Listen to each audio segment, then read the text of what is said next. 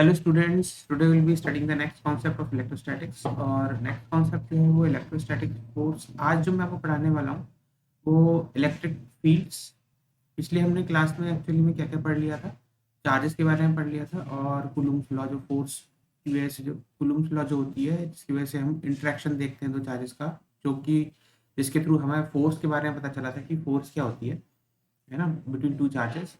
तो आज हम लोग क्या पढ़ेंगे, आज हम लोग electrostatic force due to continuous charge distribution पढ़ेंगे, इलेक्ट्रिक फील्ड्स भी पढ़ेंगे। अभी क्या होता है electrostatic force due to continuous charge distribution. ये जो कंटीन्यूअस चार्ज डिस्ट्रीब्यूशन है ये आपके सामने क्यों है, क्योंकि होता क्या है कि कभी कभी जब हमारे पास इंडिविजुअल चार्ज प्रेजेंट रहता है, जैसे छोटा सा चार्ज है, इंडिविजुअल चार्ज प्रेजेंट रहता है, तो उसके केस में क्या होता है ना, उसके केस में चीज़ों को निकालना बड़ा आसान होता है।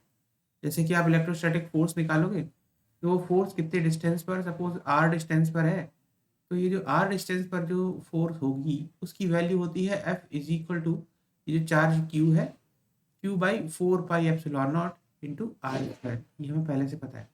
लेकिन उसके केस में आप क्या करोगे, जब हमारा जो चार्ज है वो एक पॉइंट चार्ज ना होके लीनियरली डिस्ट्रीब्यूटेड चार्ज होता है, तो उसके केस में आप क्या करते हैं।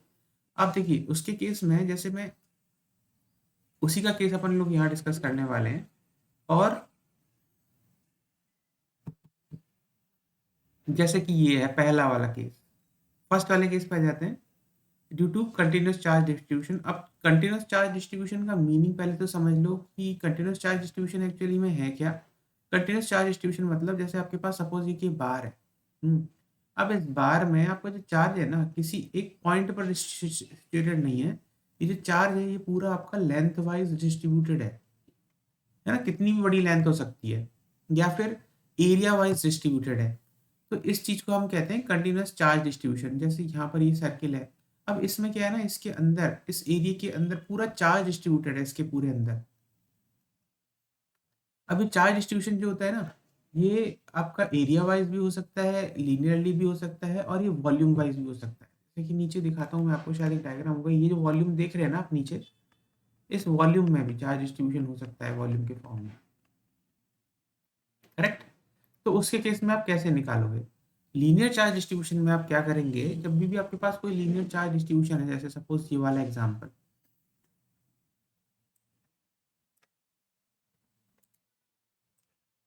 ये है आपके पास लीनियर चार्ज डिस्ट्रीब्यूशन। तो उसके केस में आप क्या करेंगे, आप ना यहाँ पर एक कोई भी एक एलिमेंट लेंगे, ले लिया, ये जो मैंने रेड कलर से दिखाया है ये आप एक एलिमेंट ले लोगे। अब लीनियर चार्ज डिस्ट्रीब्यूशन में आपको यूजुअली क्या दिया होगा, जैसे कि सपोज लैम्डा दिया हुआ है। लैम्डा क्या है, चार्ज पर यूनिट लेंथ। चार्ज पर यूनिट लेंथ का मतलब, इसको हम लीनियर चार्ज डेंसिटी भी कहते हैं।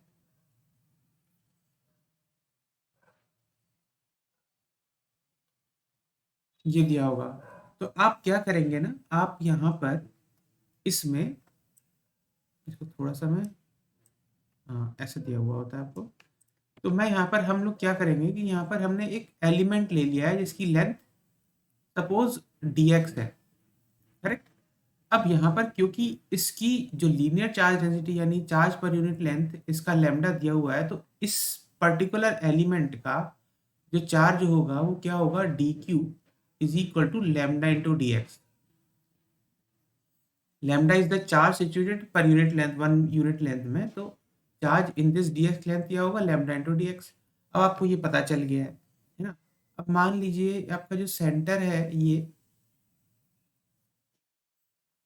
आपका ओरिजिन यहाँ पर था, और ये लेंथ एल है, पूरी की पूरी लेंथ एल है ना। तो ये जो पूरी लेंथ है ये हमने सपोज अज्यूम किया हुआ है कि जो जितनी भी पूरी लेंथ आपको दी हुई है ये पूरी लेंथ एल दी हुई है, तो जीरो से लेके एल तक।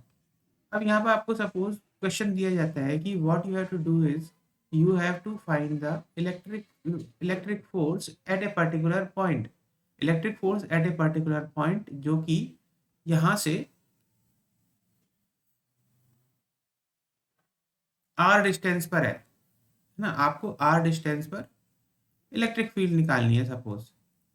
तो आप क्या करोगे, आर डिस्टेंस पर इलेक्ट्रिक फील्ड नहीं, सॉरी, इलेक्ट्रिक फोर्स निकालनी है, तो आप क्या करेंगे, जो द फोर्स ड्यू टू जिस एलिमेंटल चार्ज क्या होगा, f due to this elemental charge d Q will be equal to D q upon 4 pi epsilon naught into are square. ठीक है,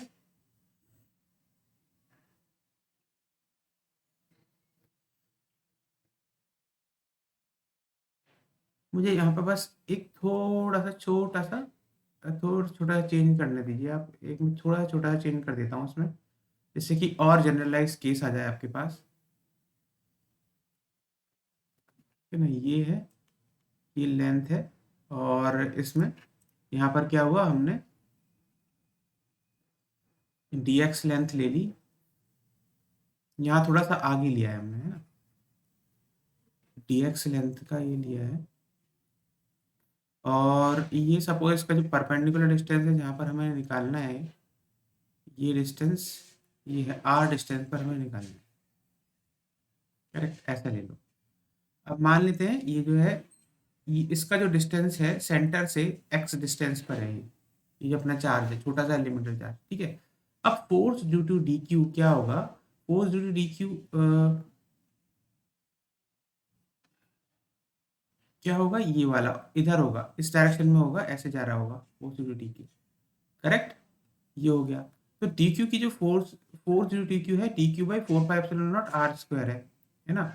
अब यहाँ पर ये, क्योंकि यहाँ पर कोई भी चार्ज है नहीं इस पर्टिकुलर चार्ज पर, पॉइंट पर, तो हमारी यूनिट चार्ज है यहाँ पे 1 कूलम, तो D Q by 4 pi epsilon naught are square हो गया। अगर सपोज हमें यहाँ पर Q2 रख रखा है, तो D q into q two by 4 pi epsilon naught are square हो गया। ठीक, फोर्स निकाल लिया हमने। अब क्या है, अब यहाँ पर क्या दूसरी चीज क्या है, ये निकालने के बाद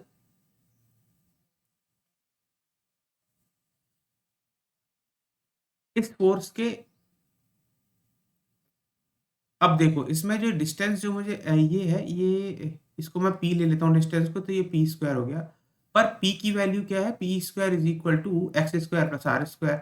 तो मेरा जो ये एक्सप्रेशन हो जाएगा, ये एक्सप्रेशन क्या हो जाएगा, d q into q two by 4 pi epsilon naught into x square plus r square. ठीक है, और डी क्यू की वैल्यू मेरी क्या थी, f d Q is equal to lambda into q two into lambda into D x upon 4 pi epsilon naught into x square plus r square. Correct. अब मुझे क्या है, क्योंकि ये लीनियर चार्ज डिस्ट्रीब्यूशन था, तो मुझे यहाँ पर इसको इंटीग्रेट करना पड़ेगा। अभी इंटीग्रेट नहीं करना पड़ेगा यहाँ पर, क्योंकि इसकी जो फोर्स का डायरेक्शन है इधर की डायरेक्शन में फोर्स वेक्टर है, तो मुझे इसके पहले दो कंपोनेंट लेने पड़ेंगे। कौन कौन से दो कंपोनेंट लेने पड़ेंगे, एक तो इसका ये वाला कंपोनेंट जो कि होगा एफ साइन थीटा, और ये वाला जो कंपोनेंट है, ये नीचे वाला कंपोनेंट है, ये होगा एफ कॉस थीटा। अब देखने वाली बात यह है कि अगर मैं सिमिलर एलिमेंट यहाँ पर लेफ्ट में भी लेता हूँ, तो इसका यहाँ पर लेफ्ट में भी लेता हूँ, तो सिमिलर डिस्टेंस पर, एक्स डिस्टेंस पर, तो उसके उसकी भी जो फोर्स का डायरेक्शन होगा वो इस डायरेक्शन में होगा। इसका भी जो वर्टिकल कंपोनेंट होगा वो इस डायरेक्शन में होगा, हॉरिजॉन्टल और वर्टिकल इस एफ कॉस थीटा में होगा। तो ये कैंसिल, तो जो हॉरिजॉन्टल कंपोनेंट ऑफ फोर्स है वो कैंसिल होने वाले हैं। तो मुझे नेट फोर्स क्या लेनी पड़ेगी, F d q into cos theta, ये मेरी एक्चुअल फोर्स होगी।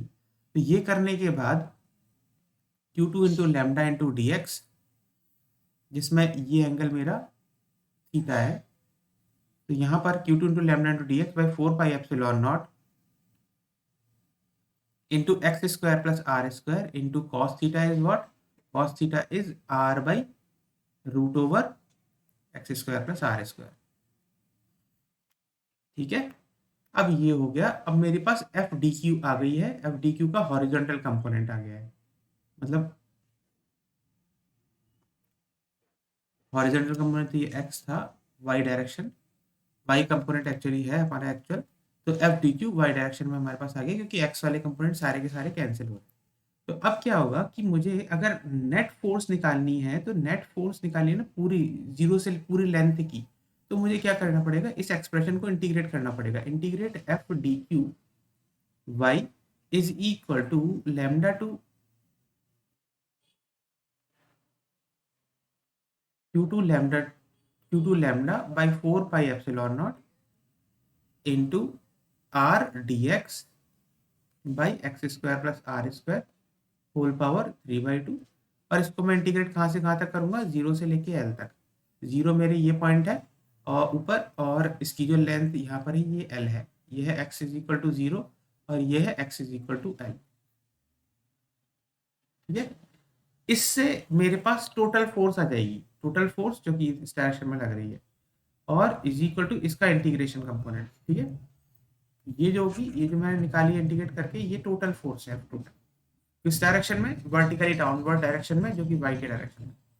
ये होता है तरीका फोर्स निकालने का, और जब लीनियर चार्ज डिस्ट्रीब्यूशन होता है, करेक्ट, ऐसा होता है। और दूसरा जो तरीका है, यही चीज अगर एरिया में होती तो आप क्या करते ना, आप एरियल चार्ज डेंसिटी लेते। एरियल चार्ज डेंसिटी लेते, जैसे कि छोटा सा एरिया आपने ले लिया, और छोटा सा एरिया लेने के बाद उसकी एरियल चार्ज डेंसिटी कितनी हो गई, सिग्मा इज इक्वल टू इसका टोटल चार्ज, अगर क्यू डिस्ट्रीब्यूटेड है इसमें, तो क्यू अपॉन इसका रेडियस अगर इसमें दिया हुआ है आर, तो q upon pi r square आपकी एरिया वॉल्यूम डेंसिटी हो गई। अब इस जैसे आप क्या करोगे ना, आप इलेक्ट्रिक फील्ड अगर किसी पॉइंट पे और निकालना चाह रहे हो, तो इसको यूनिट, इसको पॉइंट चार्ज की तरह एज्यूम करोगे, और इसकी रेडियस अगर स्मॉल आर है, तो यहाँ पर आप ना, यहाँ पर आप इसका इसका डी क्यू निकालोगे, d Q will be equal to what, sigma into pi small r square, इसका चार्ज हो गया। और फिर उसके बाद किसी भी पॉइंट पे आपको जो इलेक्ट्रिक फील्ड निकालनी है या इलेक्ट्रिक फोर्स निकालनी है, वो क्या होगी, f is equal to D Q by 4 pi epsilon naught. जैसे सपोज एक्स डिस्टेंस पर निकालनी है आपको, 4 pi epsilon naught x square हो गया, और जिसमें से फिर आप इसको एक्स ये करोगे, sigma into pi r square by 4 pi epsilon naught into x square. अब इसको क्या करोगे आप, इसको एक्स को, ये तो हो गई आपकी एफ, डी एफ हो गई ना छोटे वाले एलिमेंट की वजह से। इस पे जब आपको पूरी फोर्स निकालनी है, तो आप इसको इस एक्सप्रेशन को इंटीग्रेट कर दोगे, कहाँ से कहाँ तक, ये 0 से लेके आर तक। ठीक है, क्योंकि आपका जो चार्ज है, वो जो चार्ज है वो यहाँ से 0 से लेके आर आर ही डिस्टेंस तक एक्सिस्ट करता है। तो आप इसको 0 से लेके आर तक इंटीग्रेट कर दोगे, तो आपके पास जो फोर्स आएगी वो टोटल फोर्स आ जाएगी यहाँ पर। और अब मैं आपको ना, ये ऐसे ही आप वॉल्यूम में करते हो, बस अंतर क्या होगा वॉल्यूम में, वॉल्यूम में जो ये सिग्मा जो एरियल चार्ज डेंसिटी है, इसकी वजह जब तुम्हारे पास आपके पास होगा sigma volume charge density, correct. बस ये तरीका होता है to find the electric force due to linear charge distribution, correct. तो ये आपको समझ में आ गया होगा, मुझे लगता है आपको ये समझ में आ गया होगा। अब मुझे यहाँ पर क्या करना है, मैं आपको यहाँ पर बस एक इलेक्ट्रिक फील्ड का कॉन्सेप्ट और बताऊंगा, और इलेक्ट्रिक फील्ड का कॉन्सेप्ट बताने के बाद इसका आपको एक एप्लीकेशन बताऊंगा कि कैसे हम इसको एक्चुअली में यूज करते हैं।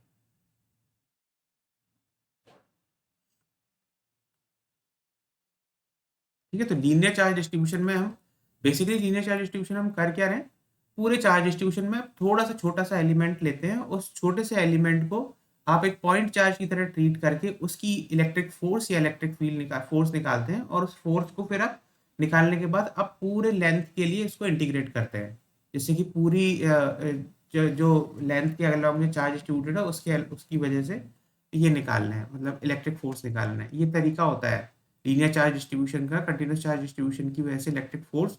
इनफैक्ट सेम तरीका इलेक्ट्रिक फील्ड के लिए भी होता है।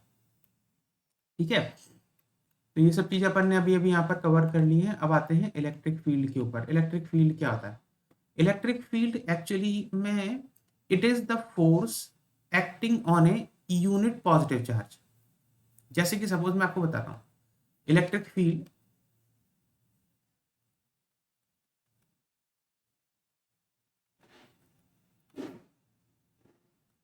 इलेक्ट्रिक फील्ड एक्चुअली में है क्या। सपोज आपके पास, आपने देखा है पहले के केस में, पॉइंट चार्ज के केस में समझाता हूँ मैं आपको पहले। आपके पास क्या है कि दो चार्जेस हैं, है ना, ये और एक और चार्ज है यहाँ पर हमारे पास रखा हुआ। अब इन दोनों के बीच में सपोज हमारे पास डिस्टेंस है आर, बीच में आर डिस्टेंस है इनके।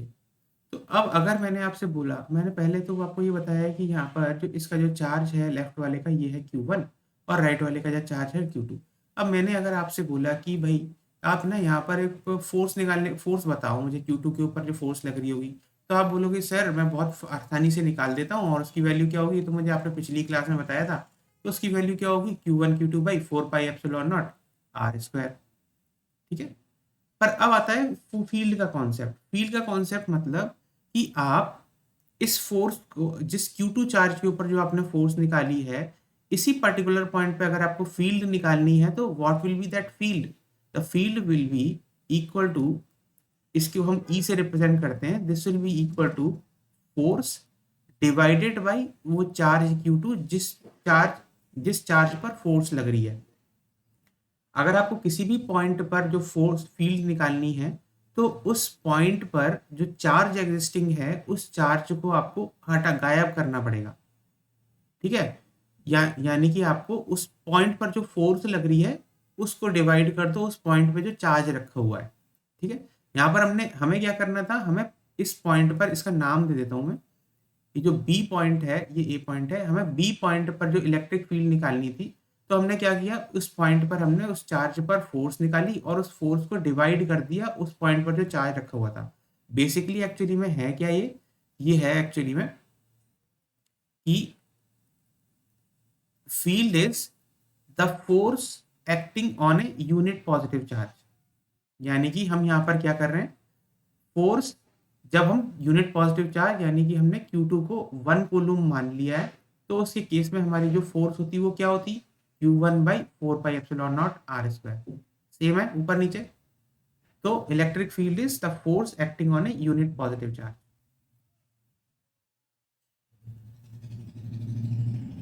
देखिए ये लेफ्ट में दिखाता हूँ मैं, इलेक्ट्रिक फील्ड इंटेंसिटी की डेफिनेशन देखिए। It is defined as the force experience per unit positive test charge placed at a point without disturbing the source charge, it is expressed as this. समझ में आ गया, बस यही है। अब देखो electric field due two point charge अगर यहाँ पर निकाला जा रहा है, मैंने यहाँ पर अभी एक्चुअली में जो आपको एक्सप्लेन किया है वो electric field due two point charge explain किया है। यहाँ पर देखो क्या हुआ है, लेफ्ट नीचे देखते हैं। यहाँ पर दो चार्जेस थे। अब यहाँ पर जो राइट में जो जगह है यहाँ पर इन्होंने क्या किया है, यहाँ पर 1 कूलम चार्ज रख लिया पॉइंट चार्ज। तो उसकी वजह से क्या हुआ है, Q1 फोर्स जो थी वो Q × 1/4 pi epsilon naught are square आता है। ये एक्सप्रेशन आ गया आपका।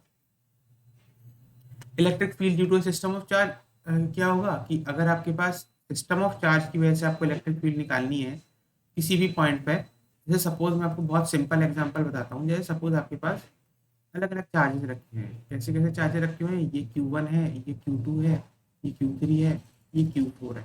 4 चार्ज ले लिए मैंने।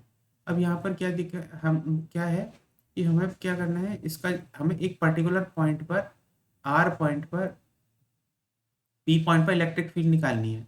तो सबसे पहले तो हम क्या करेंगे, हम ना सभी का डिस्टेंस देख लेंगे, ये और ये Q3 का और Q4 का। ठीक है। अब यहाँ पर क्या होगा कि मान लीजिए इसका जो डिस्टेंस है वो है R1 और इसका है R2, इसका है R3 और इसका है R4। इसमें क्योंकि अब इसमें एक चीज हमें क्या ध्यान रखनी पड़ेगी कि जो डायरेक्शन फोर्स का होता है ना, सेम डायरेक्शन इलेक्ट्रिक फील्ड का होता है, क्योंकि हमने बस चार्ज ही तो डिवाइड किया है फोर्स में से। तो और फील्ड भी वेक्टर है, E इज ए वेक्टर। तो जो डायरेक्शन फोर्स का होगा वही डायरेक्शन फील्ड का भी होता है। तो यहाँ पर जो फील्ड का जो डायरेक्शन होगा ड्यू टू Q1 वो क्या होगा, वो नीचे की तरफ होगा। ठीक है। और जो चार्ज Q2 और जो Q2 की वजह से होगा वो क्या होगा, इस डायरेक्शन में होगा। और ड्यू टू Q3 क्या होगा, Q3 इस डायरेक्शन में होगा। ठीक है। और Q4 का जो डायरेक्शन होगा फोर्स का वो होगा इस डायरेक्शन में होगा। अब हमें करना क्या है, हमें ये करना है कि जब हम इस नेट फील्ड निकालेंगे ना इस पर्टिकुलर पॉइंट पर पी पे, तो हम इसका वेक्टर सम ले लेंगे। Vector sum,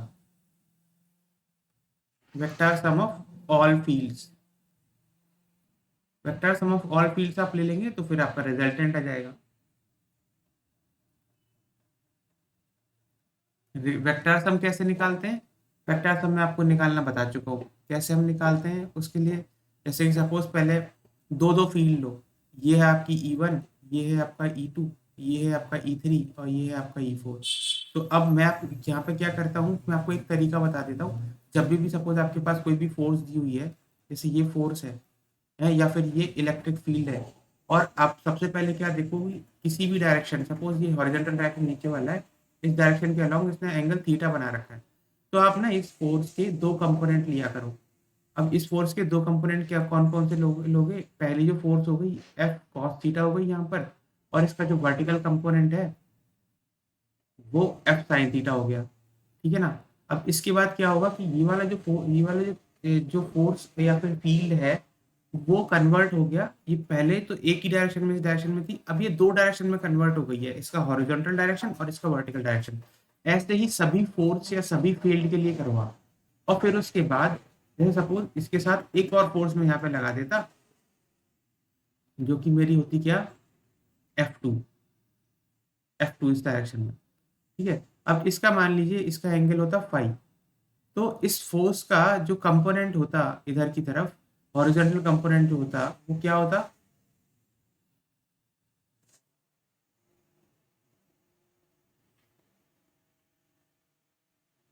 F cos five, है ना, ये है F2 कॉस फाइव। और इसका जो वर्टिकल कंपोनेंट आता होता वो क्या होता, वर्टिकल कंपोनेंट जो होता है इसका वो होता है F2 साइन फाइव, ठीक है ना। ठीक, अब दो फोर्स का मैंने बता दिया आपको। अब यहाँ पर क्या होगा, जो हॉरिजॉन्टल डायरेक्शन में जो नेट फोर्स हो गई एफ नेट, वो हो गई आपकी F1 cos theta plus F2 cos five, और वर्टिकल डायरेक्शन में क्या हो गई f net y is equal to F2 sine five plus F2 cos plus F1 sine theta, ठीक है। ये दोनों फोर्स आ गई आपकी, नेट फोर्स आ गई एफ नेट, तो ये वाला जो कम चीज कन्वर्ट हो गई आपकी, किस में कन्वर्ट हो गई, एक हॉरिजॉन्टल में और एक वर्टिकल में टोटल, और ये एफ नेट एक्स हो गया, ये एफ नेट वाई हो गया। तो आपको इन दोनों का रिजल्टेंट कैसे निकालना होगा, दोनों को रिजल्टेंट निकालने के लिए आप यहाँ पर, ये रिजल्टेंट है एफ रिजल्टेंट, जिसकी वैल्यू होगी root over f net square x square plus f net y square, ये आपका एफ नेट हो गया। ऐसे करते हैं जब हमारे पास बहुत सारी फोर्सेज या बहुत सारी फील्ड्स होती है ना, तो उन समय उन सब का रिजल्टेंट हम इस तरीके से निकालते हैं, ये हमारा वे ऑफ सॉल्विंग होता है। समझ में आ गया आपको, है ना, बहुत इजी तरीका है, सबसे इजी। और इसका जो रिजल्टेंट का जो डायरेक्शन होता है, सपोज फाइव एंगल है, तो इसका जो डायरेक्शन होगा वो होगा tan five is equal to F net Y upon F net X. ये बहुत इंपॉर्टेंट तरीका है, और इस तरीके को आपको अगर जब इसको फॉलो करोगे तो ये आपको मैकेनिक्स में भी हेल्प करेगा, और और उसमें भी हेल्प करेगा, क्या नाम है, सभी चीज़ों में हेल्प करेगा ये वाला तरीका। अब आ जाते हैं इलेक्ट्रिक फील्ड लाइंस के ऊपर। इलेक्ट्रिक फील्ड लाइंस जो होती हैं उसमें आपको ये ध्यान रखना पड़ता है कि इलेक्ट्रिक फील्ड लाइंस जो होती है ना, एक्चुअली में स्ट्रेट लाइन में जाती हैं और पॉजिटिव चार्ज से स्फेरिकली आउटवर्ड जाती हैं, और नेगेटिव चार्ज पर स्फेरिकली उसके पास आती हैं। और हमेशा जब दो चार्जेस ऐसे रहेंगे तो पॉजिटिव चार्ज की आपस में रिपेल करेंगी ऐसे करके, और नेगेटिव चार्ज की आपस में एक दूसरे के पास आती है, पॉजिटिव नेगेटिव में। ये चार केस आपको दे रखे हैं, इन चार केसेस को आपको समझ लेना है, 1 2 3 4। तो ये होता है way of electric field lines, और इलेक्ट्रिक फील्ड लाइंस हमेशा कभी भी इंटरसेक्ट नहीं करती। They are the way of pictorially mapping the electric field intensity around a configuration of charges. The lines start from positive charge and end on the negative charge, ये भी important है। Tangent on these lines gives the direction of electric field at a particular point, है ना। ये तीन point important है। पहले तो पॉजिटिव चार्ज पर से जाती है, नेगेटिव चार्ज पर आती हैं, और किसी भी फील्ड लाइन पर अगर आप टेंजेंट बनाएंगे तो वो उस पॉइंट पर डायरेक्शन ऑफ इलेक्ट्रिक फील्ड है। तो ये आपके इलेक्ट्रिक फील्ड और वो सब सभी चीज़ों के हो गए हैं। बस आपको क्या करना है ना, इलेक्ट्रिक फील्ड निकालने के लिए इलेक्ट्रिक फोर्स को डिवाइड कर दो जिस पॉइंट पर फोर्स लग रही है, जिस पॉइंट चार्ज पर फोर्स लग रही है। तो क्योंकि electric field is what, electric field is the force per unit charge. और एक और फॉर्मूला होता है जो कि बहुत वाइडली यूज करते हैं बच्चे, जैसे सपोज आपके पास कोई भी एक चार्ज क्यू क्यू रखा हुआ है ना। अब ये किस में रखा हुआ है, ये इलेक्ट्रिक फील्ड के अंदर रखा हुआ है। ये इलेक्ट्रिक फील्ड है, ये इलेक्ट्रिक फील्ड बाहर से आ रही है, एक्सटर्नल इलेक्ट्रिक फील्ड है। अब इस इलेक्ट्रिक फील्ड के अंदर ये पॉइंट चार्ज रखा हुआ है, तो इस पर्टिकुलर पॉइंट चार्ज के ऊपर जो फोर्स लगेगी ना, वो क्या लगेगी, वो फोर्स लगती है, force F is equal to E into Q. और इस फोर्स का डायरेक्शन होता है, फोर्स का direction is in the direction of electric field. ये भी एक बहुत इंपॉर्टेंट एक्सप्रेशन है, ठीक है, जो कि आता है electric field is equal to force by Q से, सेम चीज है, ठीक है। तो यहाँ पर आपके कॉन्सेप्ट कवर हो गए हैं। ये सीबीएसई, सीयूईटी सभी एग्जाम के लिए इंपॉर्टेंट कॉन्सेप्ट हैं। अब मैं आपको इससे रिलेटेड क्वेश्चन सॉल्व करके दिखाऊंगा। All the best.